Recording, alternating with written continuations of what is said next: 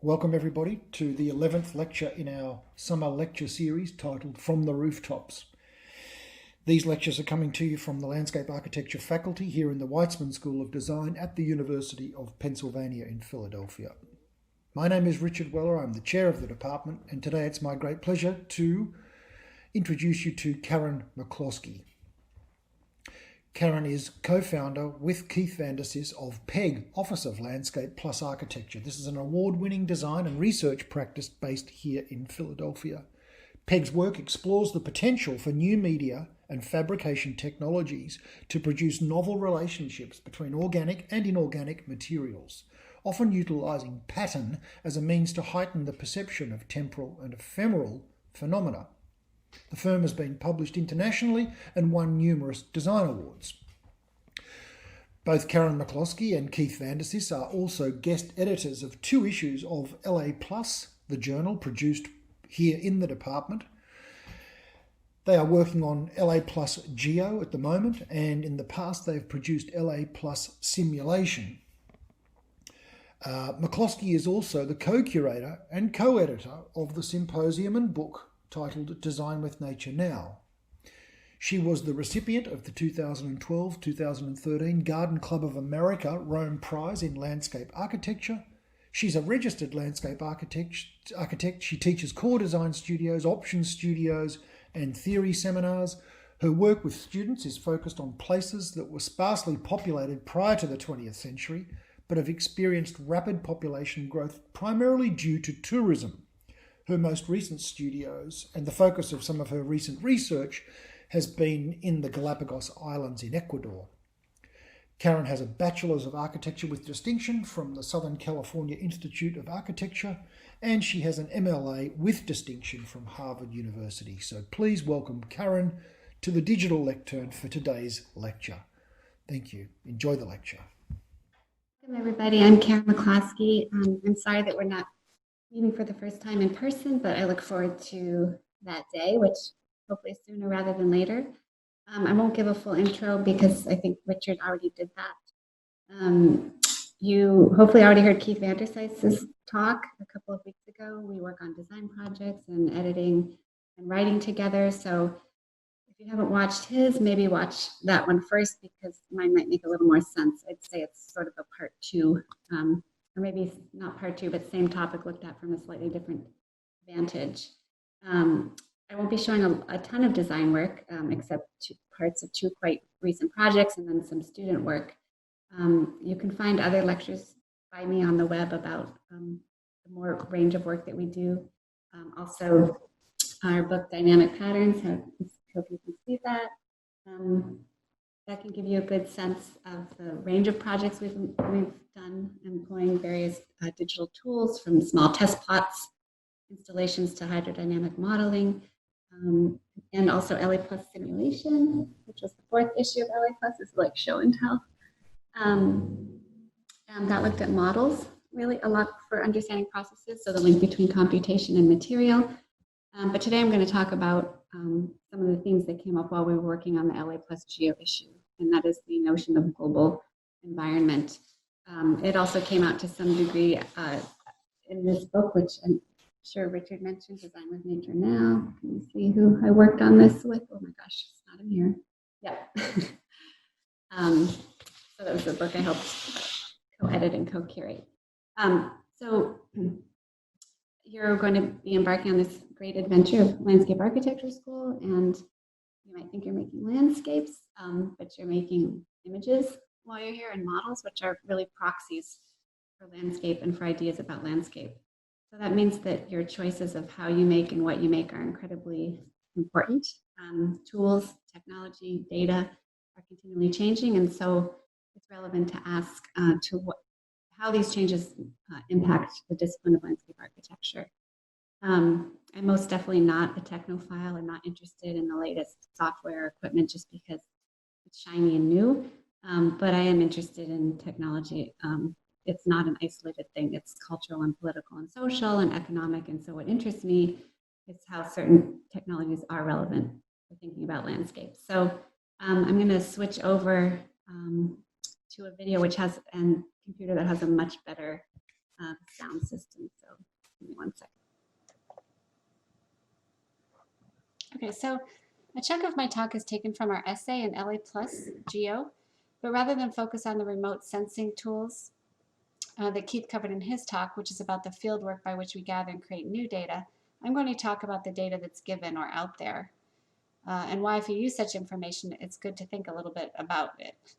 A lot of what I say in the beginning could sound somewhat esoteric or maybe not relevant to so many challenges that people face day to day, but I'm hoping to show you through some examples that how data are collected and parsed and visualized are very pertinent to people's lives on the ground. So the meaning of this quote might seem self-evident. Climate change disrupts the scale at which one must think. But how you work with this knowledge is not clear-cut, certainly wouldn't be agreed upon. Are we talking about a physical scale, so the extent over which something occurs? Or we could be talking about a temporal scale, so the time frame over which something occurs? Well, we're actually talking about both. And the problem is that there are a multitude of spatial and temporal scales, all intermingled and concurrent, and our human brains can have trouble dealing with such complexity. So that's in the world, and we try to get control of it, and we create boxes and lines and polygons and systems to bring or see some order. And we also invent words to help us articulate ideas. And these words become so naturalized we can't imagine that they have a history or ever meant anything different. I'm not going to get into the huge literature about the concept of nature, and you're probably familiar with some of that scholarship, particularly Western divisions of nature and culture and colonial views of pristine wilderness, and also definitions of landscape, whether we're talking about worked land or nature turned social or the pictorial view that came out of painting. But another concept that has recently received more scholarly attention is environment. And these books were published in the last 2 years. This is not to say that environment, of course, did not exist before we named it, or that many cultures, past and present, do not have different ideas about what constitutes their environment. Indeed, there are myriad environments. But a particular idea about environment arose in the first half of the 20th century, and that is one that's linked to scientific expertise and that coalesced with social movements that gave rise to the environmentalism of the 1950s, 60s, and 70s. That's the environmentalism that formed the basis of Ian McHarg's view, among many others, of course, and really the early days of this department. So this version of environmentalism has been rightly criticized for its blindness to racial and class disparities, and there's so much great work on environmental justice by environmental justice activists and post-colonial scholars who've really challenged the Sierra Club version of environmentalism, or the whiteness of the greens. But the acceleration of global warming and climate projections has only exacerbated this difference between what might be termed the local environment, that is the health concerns of individuals and communities who really bear the brunt of negative health effects of pollution and global warming, among many others. So the contrast between that local understanding of environment and the global environment rendered visible through scientific models of climate change, ozone holes, and so on. And so the same sense of urgency that is used. So based on the latest climate reports, we have 10 years to act to avert the worst disasters. We have 8 years to save the planet, language that I'm sure you've heard. And that's used by both environmental activists who rightly demand equal treatment, so jobs, pay, housing, and healthcare that must lead the large-scale energy transition away from fossil fuels that are causing global warming. And then the language of urgency used by those who would argue for something like geoengineering technologies such as solar radiation management, which would be spraying aerosols to reflect light away from the earth. Now, I'm putting these two in stark contrast, but my point is just to say that the same information from global change science is used to argue for radically different ends.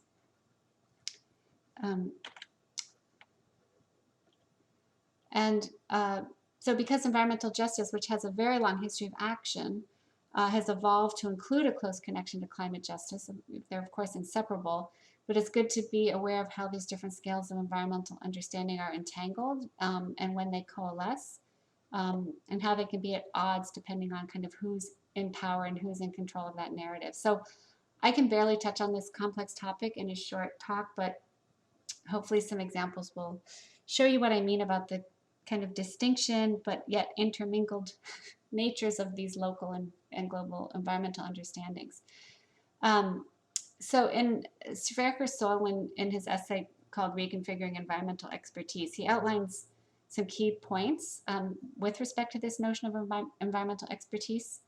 One is that environment in the past meant milieu or surroundings, and that's now understood as an integrative concept that brings disparate elements together. So really the shift from something understood as local to something multi-scalar.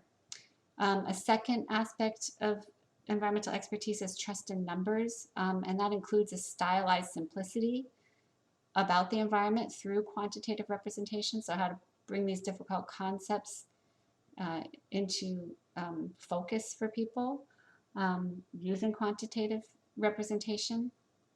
But there's a risk of the stylized simplicity that goes along with that. And then the third is scaling, so turning populations, climate, soils, water, biodiversity, and so on. Those are now understood primarily as comprehensive and ultimately global issues. So my point here is not to advocate for or against these points at all. I'm just saying to note the significance and prevalence of that understanding of environment, which is the global environment. And I think that the last point on scaling is very important in terms of how environmental issues are thought through and presented. And while I think some disciplines may suffer much more than landscape architects do from what others have called quote unquote derangements in scale, I think that the critiques are relevant for landscape architects because as we go about working in the world, we are holding together multiple understandings of environment, working in very different places that can be unfamiliar to us. And that impacts what we see or propose to do. So it impacts what information we choose to work with and what mediums and methods we use to do so. So Keith and I think Keith started his lecture with, sorry, I can't get this to forward. Okay.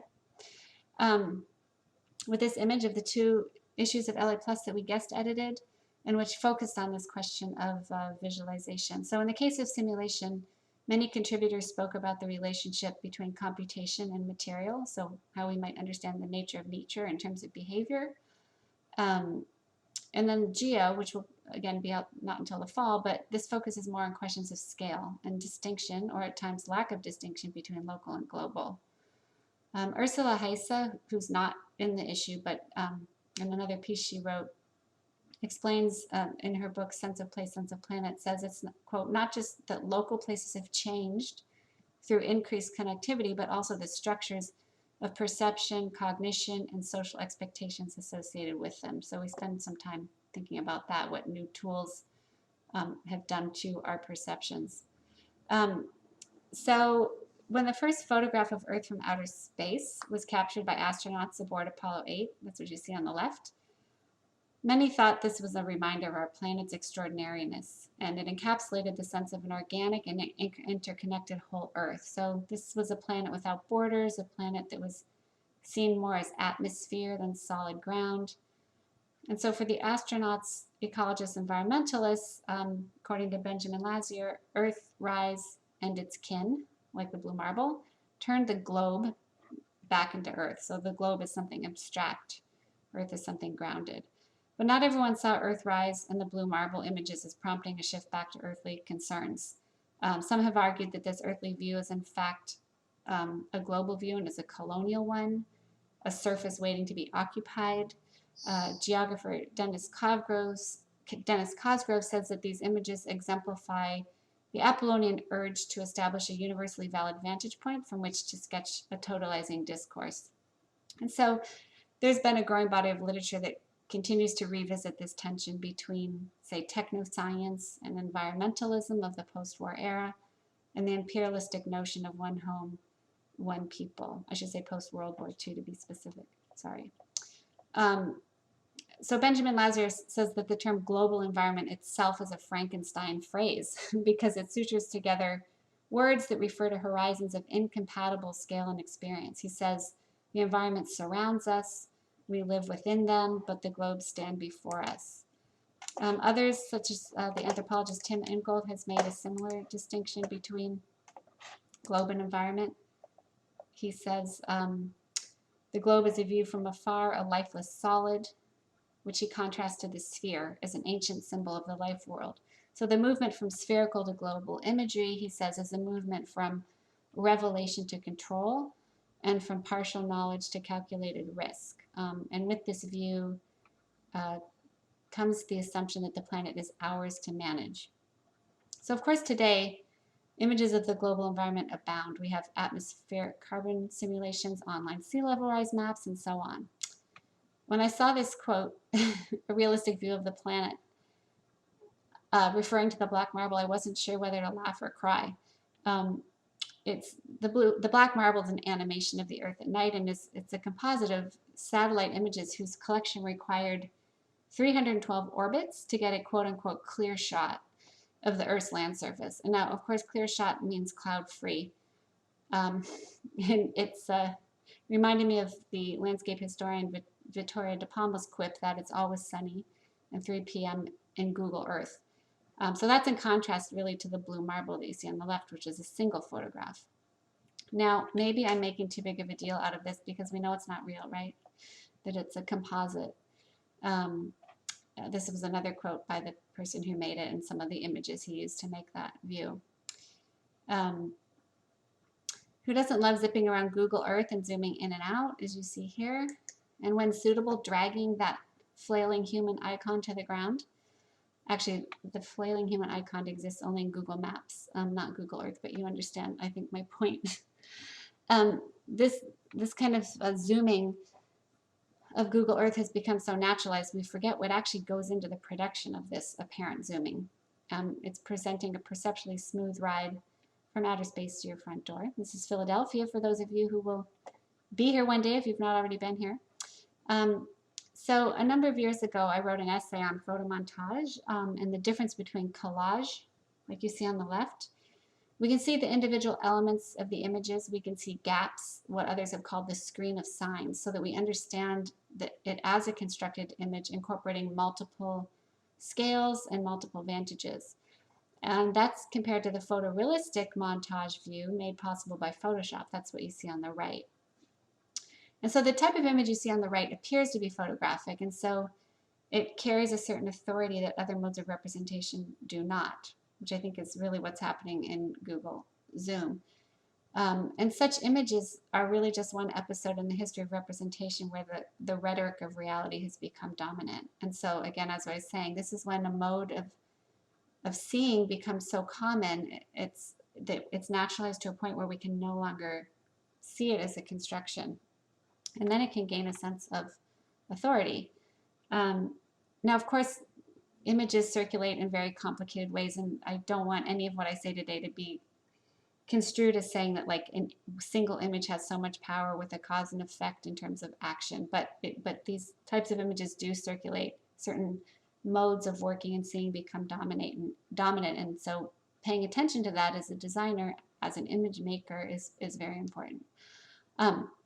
Okay, so others have made this point about the Google Zoom, its apparent smoothness from the microscopic scales to macroscopic scales. And this has been criticized, the zoom effect, a lot over the last 15 years, or not a lot, but definitely from a number of scholars. And a well-loved video from the olden days of design has become the punching bag. I was going to ask, who can forget the first time they saw this, Charles and Ray Ames' Powers of 10 from 1977. And then I realized you can't forget it because probably none of you have actually seen it. But it definitely looks quaint by today's animation standards, but trust me, it was cutting edge. And any of you who are old enough saw this at some point in time in your architectural or landscape architectural education. So various authors have described Powers of 10 as a predecessor to Google Earth because it presents continuity of scale. This is across 40 scales of magnitude. And as you can see, it began with a couple on a picnic bench in Chicago, zooms out to the outer reaches of space. And we don't have time to watch the full 90 minutes, but it zooms back in at twice the speed, back to the picnic table, to the man's hand through his skin to his blood vessels, his cells, then finally his electrons, which pulse much like the image is from the farthest reaches of the universe. So at the 10⁷ scale, which is coming up here in a minute, you'll see the original blue marble view, that single photograph of Earth shrouded in clouds. Eco-literary scholar Derek Woods describes powers of 10, there it is, as an aesthetic event comparable to the first image of Earth from space, which you're seeing right there. And so the reason zoom has been criticized for its scale collapse or derangements in scale is that it masks and smooths out the fact that these visualizations are coming from dramatically different sources, different resolutions, optical and radio telescopes, film cameras, animations, and so on. There's many, many different sources. Bruno Latour claims that powers of 10 led artists and scientists astray. He says good artists do not believe in zoom effects. And commenting on the same film, Vittoria de Palma, who I just mentioned, saying it's always sunny in Google Earth, she says that while telescopes and microscopes expand the range of human vision, that the act of looking through a tube reduces vision to a monocular event, and thus our experiments in a restriction of vision. So she's talking in specific about telescopes and microscopes here with this film. But I think her phrase, restriction of vision, is a very apt phrase for describing any specific tool or drawing or model that we employ as designers.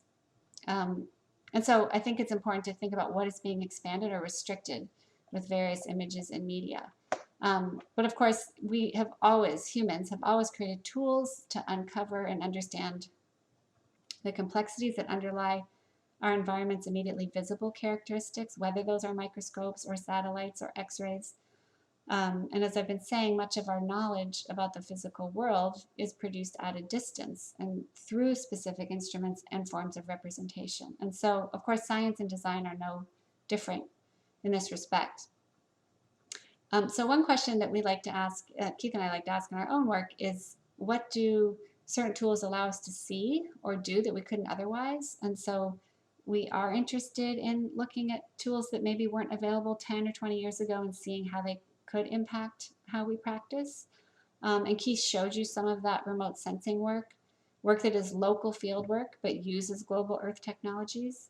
So GPS is not Zoom, but it is multi-scalar. It's a different form of surveying. But it's also important to ask, what are the blind spots, or at least what are the kind of biases built into certain tools and instruments, and especially data when you're using images and data from other sources that you have not made yourself. So David Shim has a great essay on this view of the Korean Peninsula at night, which was, so you can see this is South Korea and then North Korea. So he said that this is apparently one of Donald Rumsfeld's favorite images. Rumsfeld was U.S. Secretary of Defense under 2 presidents.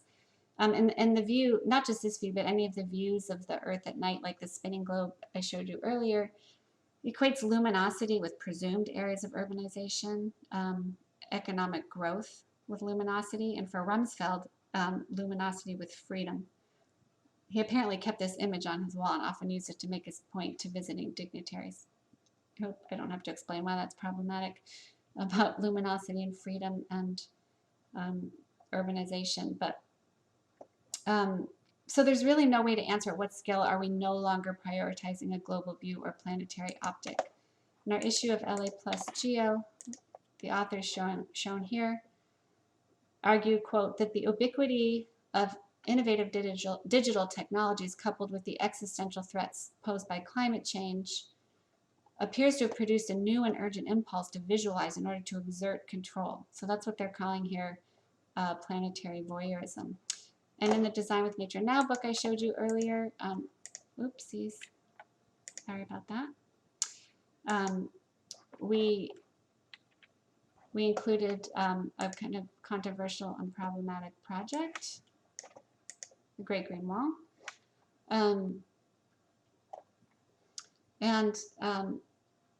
This is, of course, showing the Great Green Wall across Africa. This is a constructed image, which attempted to transform vast areas of land through afforestation using international governance structures. And like the planetary voyeurism that I showed you in the previous slide, the authors here argue that the planetary optic oversimplifies the issues in the name of consensus building needed to fund and authorize such projects. So the idea of desertification itself arose out of colonial attitudes towards resource scarcity, the idea of scarcity, with the aim to import and impose land management practices in order to increase agricultural production. Of course, these attitudes predated the space race that has made such views from afar so readily available. And as I said, there's no simple cause and effect between any image and a worldview or course of action. But those colonial biases and power structures are baked into how data is collected and understood. As Gillian Wallace highlights in her account of the Great Green Wall, also from the same book here, she says whether the Sahel, this strip here, whether it's greening or browning depends on which data you use and over what time period. So Keith showed some of the remote sensing work from that he and colleagues have done with students in the New Jersey Wetlands Institute. So I'm assuming you watched his lecture, but they identified and documented wetland patches in the field, and each species patch is then located and marked, with a multispectral set to create a series of training samples. So using then machine learning could then automatically locate and classify the remaining similar pixels throughout the test site.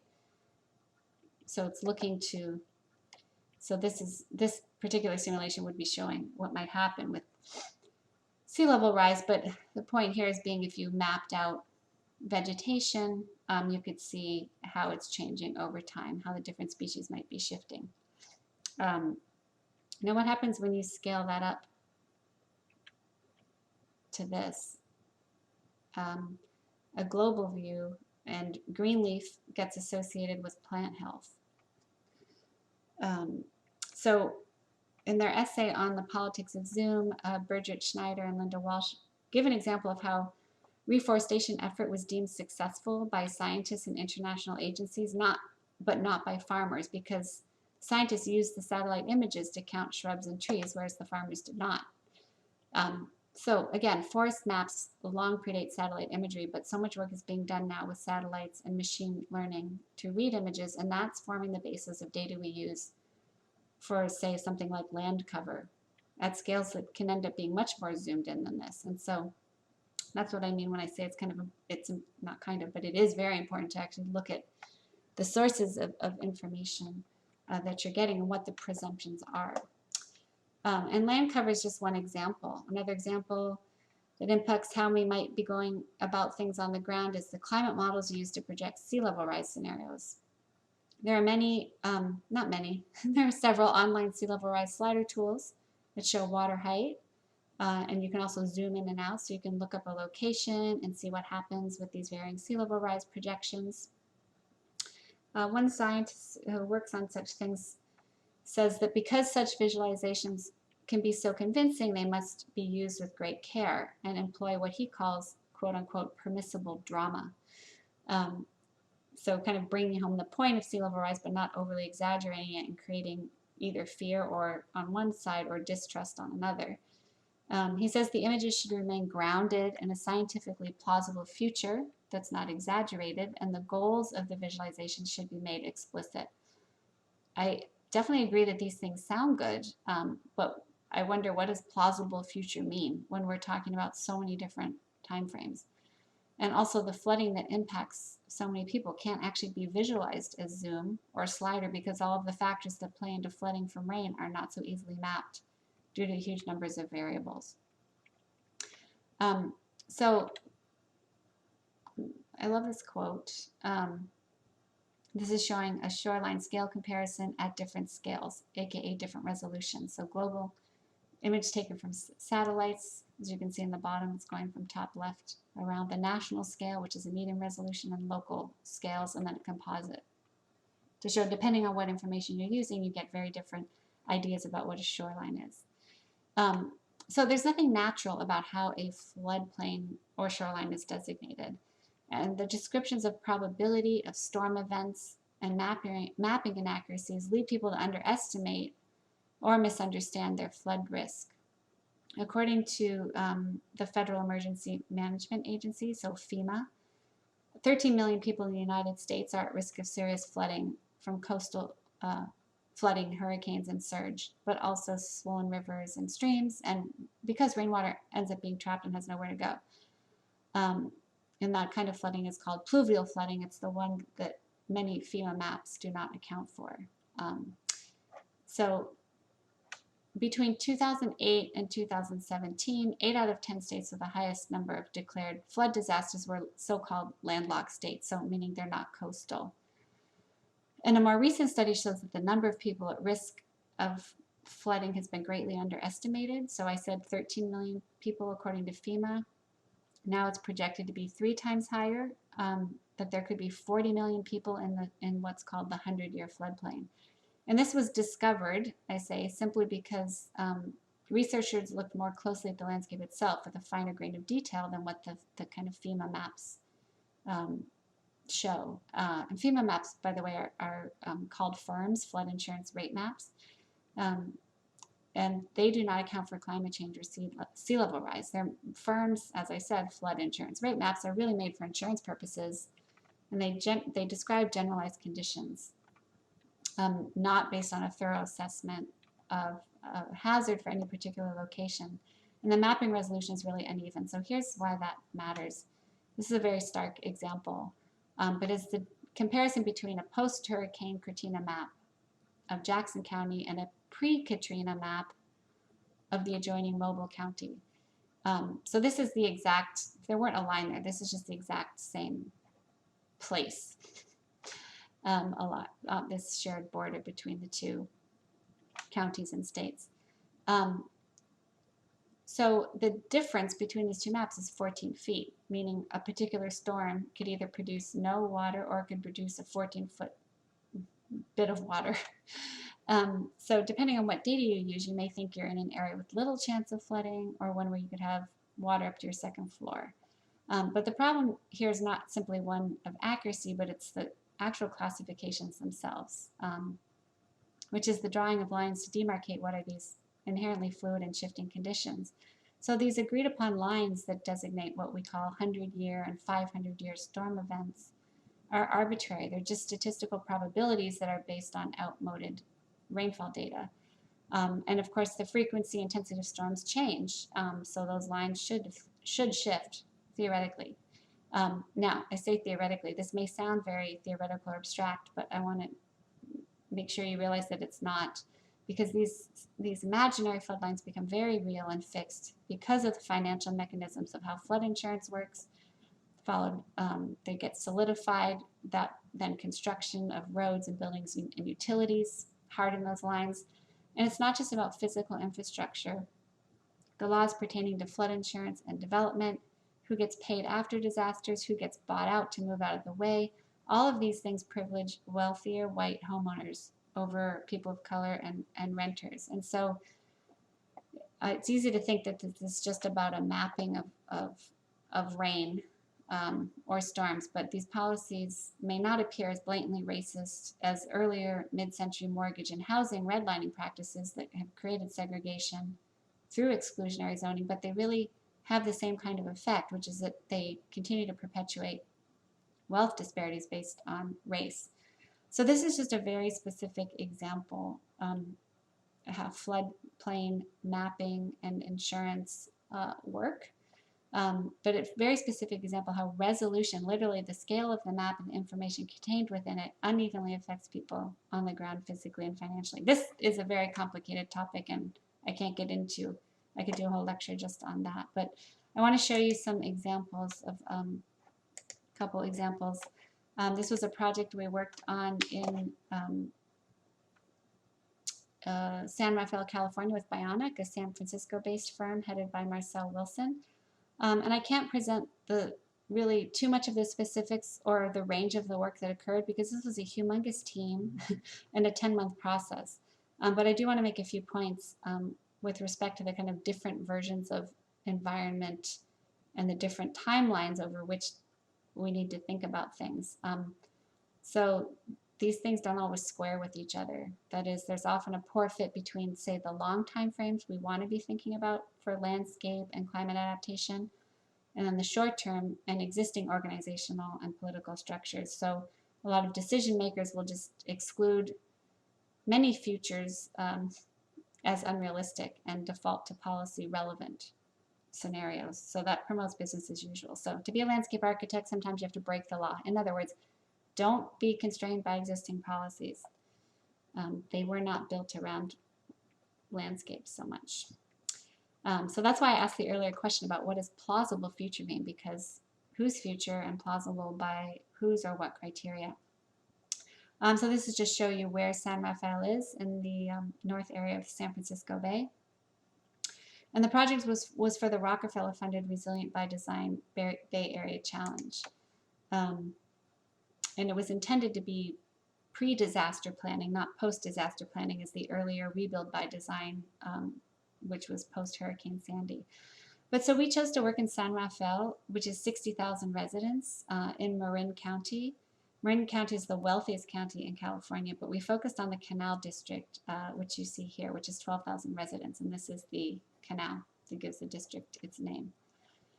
The canal has 80% Latinx population, 60% of who are immigrants or children of immigrants from Guatemala, Mexico, and El Salvador, among other countries. 75% of canal residents are renters, most of whom are cost burdened. The population has grown 50% in 25 years, but there's been no increase in housing, so it's overcrowded. And flooding from storm and sea level rise will disproportionately affect this population. If we look county-wide, 20% of Marin County's population is people of color, but 40% people of color are vulnerable to sea level rise because many are clustered in this area. So this is showing you the kind of bird's eye view. So that was the video I just showed was taken from here. So there's the canal, and this is the canal district kind of hemmed in. Oh, the freeway cuts through it a little bit.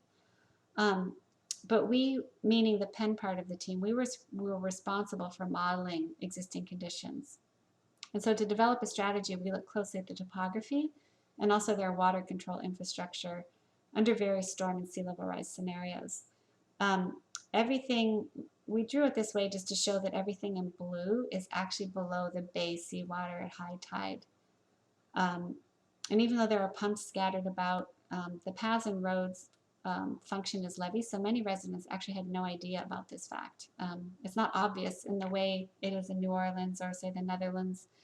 In fact, actually, we found that over 200,000 people in the Bay Area already live below the Bay sea level. What we're trying to show here is the relationship over time. These things are, these are just not fixed or real levels here, but to show that as sea level rises here, mean high water, that can be related or understood relative to certain storms now. So basically this is saying that a 500-year storm now, which is basically dumping a certain amount of rain over a certain amount of time, what has been designated as that level is this purple contour, and that's estimated maybe to be around sea level in 2100. So this would all be water. So anyway, this was just trying to show relationships of certain size storm events with sea level rise. So the water is pumped out to the bay. We found that pumping stations were not waterproofed, nor did they have sufficient redundant generators in case of power outages. And the pipes were small and corroded, so already having trouble carrying water out during rainfall. So these are just showing how much water would be sitting on land without pumps with these different kind of sea level rise. Now, this is unlikely that this would all happen at once because there are 12 pump stations, but parts of this could easily happen and have. And then if you look at different rainfall amounts rather than sea level rise, you could see that some areas could be under, this is overland flood again, so that's really what matters to people living there, is how much water could be sitting on the ground after certain storm events. So 4 feet, 5 feet, even 12 feet of water. And again, we're trying to link here the certain storm event now is equivalent to, a range of estimates of what sea level rise could be. Again, these are all, the further out you get, the less likely you're going to hit whatever you think your target is. There are so many variables. So based on this information, well, based on the fact that you have people in precarious situations with respect to water, our proposal was to incrementally build up and connect higher ground, but first to use some catalyst projects to buy time in the immediate and near term. So those catalysts are really meant to provide a basis for a significant transformation that could eventually relocate up to 8,000 residents. And so we were looking very closely again at the topography to see how raising this road slightly would actually potentially buy you about 15 years as long as you did pump upgrades. Most importantly, areas for new housing here at a higher elevation, and then upzoning, so densifying already existing areas are absolutely critical. You can't do any of this unless you're doing housing first. So the idea is that you're locating people from the 4 to 7 foot elevation up to the 9 to 12 foot elevation range. Any density would require zoning changes, and you get a lot of pushback by homeowners, wealthier white homeowners in the area. But the idea is to connect the higher grounds with critical linkages. So what you're kind of seeing, and maybe it's hard to see here, all of this sort of purple ground, some of that's existing contour, some of it is areas where we could build up. This was a large undeveloped parcel. And then the, where some of the densification would happen, new buildings and adapted buildings for residents who would not necessarily want to move. So this brief description cannot explain everything about the project. The team in San Francisco did a lot of outreach with the Canal District residents, and as you see here, the projects along the top and then the funding mechanisms along the left side column.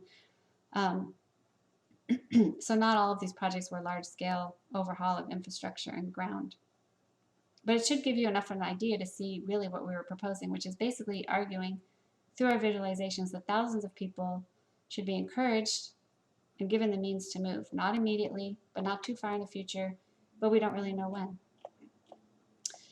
And given the racism embedded in past urban policies and so-called improvement projects that to this day continue to devastate communities of color and low-income residents and those without citizenship, were the flood scenarios that we modeled permissible drama or not, given, as I said, that would assume like all pumps kind of failed at once. So part of me would say, yes, it was permissible drama because that's what we chose to do. We showed it, and we cannot pretend that minor changes and keeping people in place would in the future be a just act, given their physical situation below sea level with failing pipes and pumps and a seismically active ground. And the ground is also, I may have not mentioned, is subsiding. But maybe some people would answer no, that was not, given that these residents cannot carry this transformation themselves, and history has shown that their concerns in health and housing and safety are not prioritized by political or economic powers. But part of the competition was to bring attention to this. And that's why we used our data to make an argument for working here, because you can use data much to your advantage.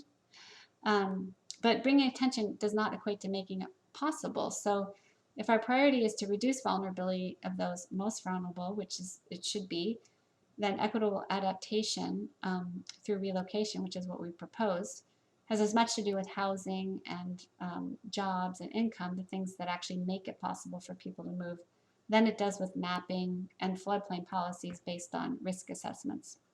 But as I hopefully showed you, the maps, the FEMA maps and the lines that designate theoretical floodplains do have very real consequences on the ground. And as landscape architects, that really is one thing that you can bring,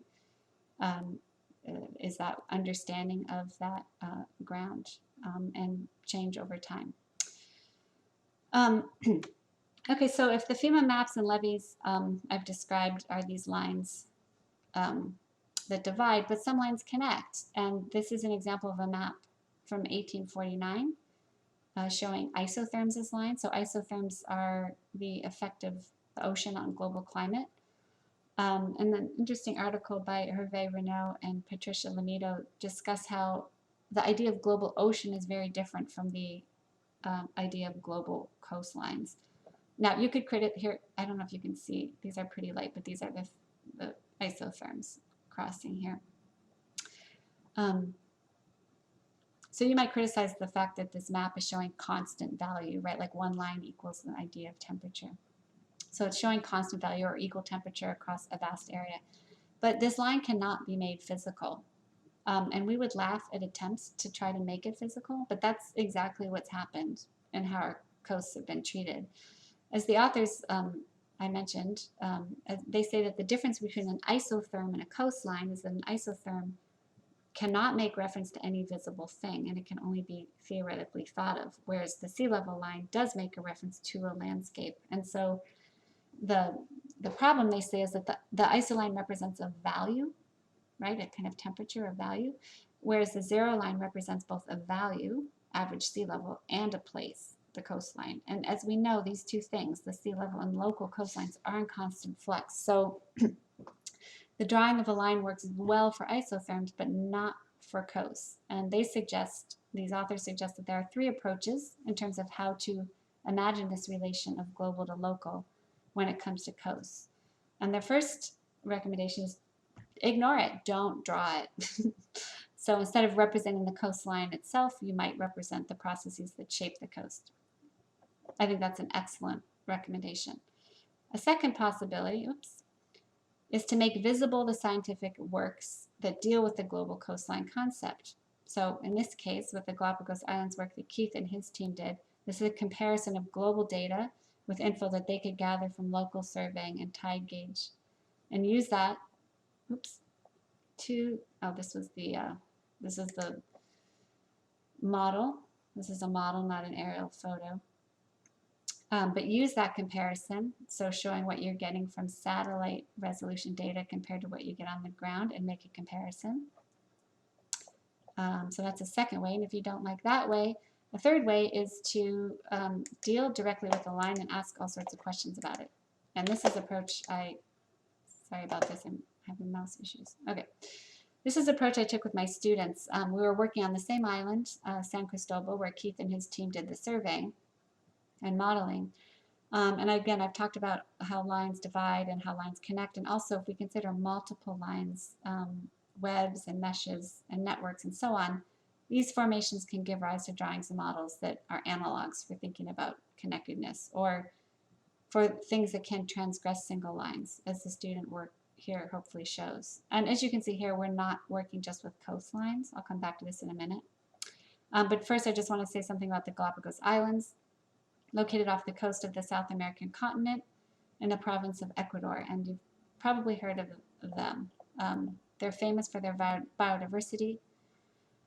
But the nature-culture divide and Western conception of that divide and the importation of particular ideas about conservation have, not surprisingly, been codified into maps and laws that do not account for change. And the island's primary value, both to residents and tourists, is it's seen as a place where nature is as remote and unaltered as possible. All but 3% of the land is protected in the national park.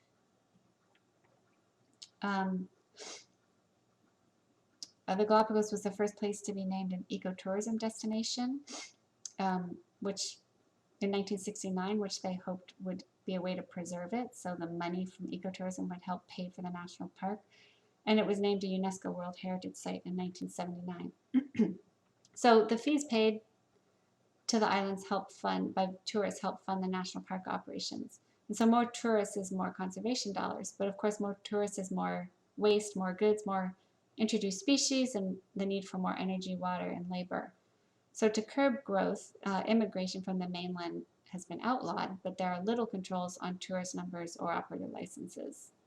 This is where the local globalization of tourism, nature, is coming in contrast to what's happening on the ground. People can get local permits from the temporary permits to work on the islands, but it basically can make illegal immigrants in your own country by outlawing immigration from the mainland Ecuador. So we might think of the Galapagos as remote and pristine and locally unique, and it is unique in some ways. I mean, everywhere is, but it's definitely remote. It is definitely unique, but it's completely entangled with global economics and tourism and scientific scientific views of nature and ideas about conservation that are based on static conceptions of the environment, even though this is really lauded as the seat of Charles Darwin's evolutionary theories. And of course, evolution is about change. So people at some point in the 1950s drew a boundary of where humans could live and where everything else could live. And that has everything to do with how this landscape is managed and funded. I'm not at all suggesting that conservation is not important, but it was conceived as a spatial problem. So it rooted the problem in the 3% of developed land area. They cordoned off the 97% and created a divide between conservation and residents. It's not so hostile now, but it was very much a problem until they started addressing the residents. So the enormous amount of attention that's been paid to the national park has not been extended to the developed areas, which is our focus, the town of Weitzman and Moreno, which has about 8,000 or 8,500 residents. And I've made 2 trips with graduate students over the course of 2 design studios, both of which took place on San Cristobal and our on-the-ground guide. And we work with Michael Weisberg here, chair of philosophy at Penn. There's a whole lot of projects going on by Penn faculty and other schools, other departments. But here's Ernesto Vaca, who's our guide. I do have a booklet that shows some of the ideas that students developed, and I'd be very happy to share that with any of you if you want to email me. I should have it up on the Penn, my faculty webpage soon.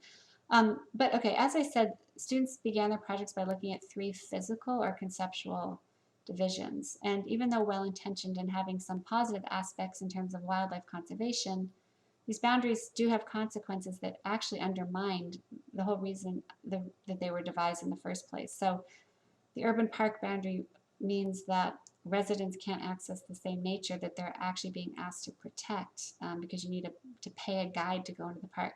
The land-water divide removed mangroves and beaches, so that took away wave protection for residents. Importantly, it took away sea lion habitat, which tourists love sea lions. So that didn't work out so well. And then the highland-lowland connection, the draw to tourism, a lot of people left farming, and that's where the invasive species are taking root. And of course, invasive species is what the national park tries to fight against. So it's sort of this kind of, all of these complex interplays of things that it never works. The animals and plants do not care what lines we draw for them. So this one connection between the urban and rural, I'll talk a little bit about the relationship of the highlands to lowlands in terms of topography and water flow, which is really important. I'll speak more on that in a few minutes, but basically the rural, this is the kind of El Progreso up into the highlands. So here again is Weitzman and Moreno, El Progreso. So this hatch is all former rural area before the national park. There are still farmers, but you can see the dark gray is where invasive species have taken root because people left farming. Now, of course, invasive species is itself a scientific concept, and I don't really have time to go into that, but it's very important in terms of how conservation is practiced. So several projects considered this relationship between highlands and lowlands in terms of economics and tourism. Dorothy Jacobs used the line and study models as a way to think about different trail networks, so that could diversify the experience for land-based tourists, but also really be available to residents so that they could access the national park from land rather than needing boats or paid guides. So this ecological trail was conceived from highlands to lowlands, a terrain trail through various volcanic formations that you see here, and a stewardship trail that would involve locals and tourists under umbrella organization and jobs program for building trails and maintenance. So other students look to the nature-urban boundary, which is strictly reinforced, and as I said, you can't access the park without a paid guide except in one area. So Luke's project was about transgressing that line with small and strategic insertions that gave residents access to edges and platforms. So the idea of a tortoise's neck. So here's the front, here's the waterfront. He took this kind of ridge at the back, kind of back of the town, and made these little outcroppings connecting the nature, like kind of interpretation center, over to this other hill, which is basically a mine. So this is like where all the materials being extracted for building the town as it grows. So here are some examples of little outcroppings that show views to the water or kind of push into the park edge, and series of experiences you might have along that path. Similarly, Andrew proposed a park, this spine here, within a town, within the national park. So again, trying to bring that experience of what's available in the national park through to the town as a kind of central ravine. And again, he also used his line studies as a way to think about capturing water, holding water, different soil depths, and shading to create a series of microclimates and experiences. And then, of course, the waterfront drew a lot of interest. As I said, constructed with a seawall in the 80s, it removed the mangroves and beaches. Not all the beaches, you can see here, but one student looked at various activities on all of these piers, Navy Pier, a lot of piers, and after watching for a few days, decided that they didn't overlap so much in time, so that they could overlap in space. So kind of consolidating these activities along a big mega pier and getting kind of the tourists and people who just want to hang out, and residents and fishermen, all to kind of consolidated, thereby allowing using the one piece of the dock to capture more sand and opening up so that more sand would collect for vital sea lion habitat. And then the ravines, which obviously are not lines, but are being treated as lines by being confined and channelized. And a lot of students worked here. These carry water from the highlands to the lowlands, and precipitation varies widely between the elevations of highlands and lowlands, and also at different times of the year.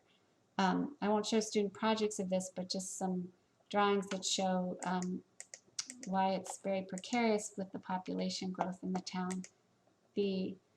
So the gray dots are existing buildings, and the kind of blue hatch is where large amounts of rainfall from the highlands comes down. And the new neighborhoods, you can kind of see some of the outlines here. These are all being platted without concern for topography and water flow. And we did growth rate projections and found that within just 7 years, the population could double, and maybe 10 to 20 years, depending on population growth, would fill all the available space. You can see the dashed line is this urban park border. And this is showing what would happen if they just keep filling in as usual. So it's not leaving room for, as you imagine removing all this vegetation, more hard surface, what's going to happen to these sort of channels? And they look fine here, but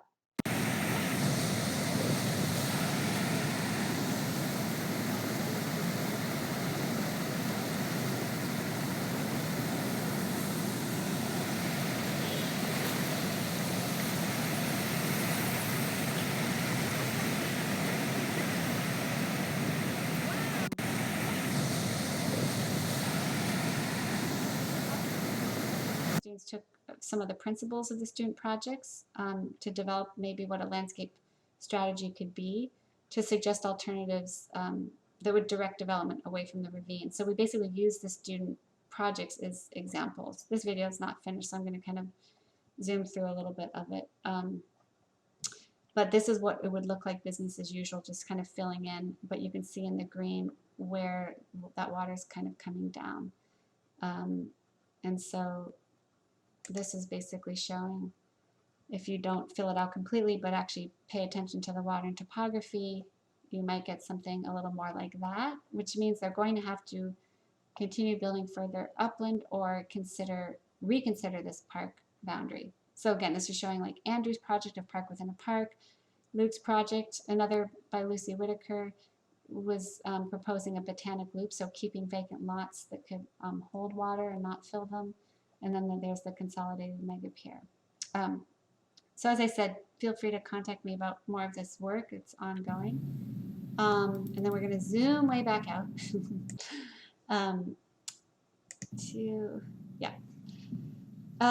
so I want to conclude just by reiterating some of the themes I've been talking about in the various examples. So the different ways that global environment is understood and how that manifests on the ground, whether in conservation management or sea level rise projections, or even how we understand the difference between climate and weather. Two interesting articles describe the difference between El Nino and ENSO. So the two names refer to the same phenomenon, but you would know El Nino is it's climatically driven by oceans and atmosphere and causes huge fluctuations in weather all over the world. But it's experienced as an extreme local event. So depending on where you live, you might experience it as rain or maybe as no rain. It might cause famine due to lack of crops, or like in the Galapagos, great for plant growth, bad for penguins. It can collapse fisheries. So people, animals, and plants have always contended with El Nino locally. Whereas ENSO, which is the El Nino Southern Oscillation, the images you see on the top, that's the name given to this phenomenon by science. So even though it's known as a periodic event that happens every 2 to 7 years, these global ENSO models are looking at regular spatiotemporal climate fluctuation. In other words, how to predict El Nino's occurrence and strength and possible effects. So just to be clear, I'm in no way am I suggesting that we should not care about ENSO models and what they tell us, or global warming models and what they tell us. That I absolutely do pay attention to those things, but I'm trying to tie back to Sorlin's point about scaling and what happens to how we understand local places when population, climate, soils, water, biodiversity are now understood primarily as comprehensive and ultimately global issues. And so as the author Sabine Holler is arguing, she says that framing local environments through global climate change is another form of globalization. So it's something to think about. And when you read about the El Nino effects in the Galapagos Islands, you might see headlines like this. Now, I know it's not fair that I take one article title out of context, but it is indicative of how the idea of Galapagos is thought as a static thing that sits outside of the conditions that gave rise to it. El Nino is now something that happens to the Galapagos Islands, rather than the fact that Galapagos evolved with El Nino. In fact, the 3 ocean currents that converge on the islands are what have helped produce a particular biodiversity. And the massive die-offs of animals and huge shifts that we see in the food web that occur with El Nino events are part of the ebb and flow that have occurred for millions of years. I do not mean to trivialize its effects on people at all, but in many Galapagos Island narratives, people are considered the least important species, if at all. So just to clarify, my highlighting the gaps among scales and the problem of zoom in these various examples is to summarize what many have pointed out, which is that the global environment as an idea, as a media, as types of images, and as data collection is woven into how you, or at least how many of us, certainly how I understand all the other ideas of environment that I carry with me and that other people would carry with them who I might be working with on the ground. So that is there, that global environment is there, whether you see it or not, kind of in your mind. So knowing about how those understandings are produced and what images support them is relevant to the work that you do. So I'm going to conclude here with a quote by Ursula Heise. I love everything she writes. So she's saying, just as environmentalists need to address the ways in which recent technologies have altered our experience and conceptualization of the natural, which Keith showed you at very local scales, I was showing you in terms of global change science. And media theorists need to find a way of relating this global connectedness back to experiences of physical spaces of individuals and communities. So what environmentalists do and what media theorists need to do, I would say landscape architects need to do both of these things because you are media users, and I mean anything from pencils to drones, and you're also media producers. And both of those things affect how you see yourself, meaning how you see the work you do and what you propose for actual landscapes in particular places. So that is my talk, and I would love to talk to any of you about this, and I really look forward to meeting you soon, both virtually and in person. Take care.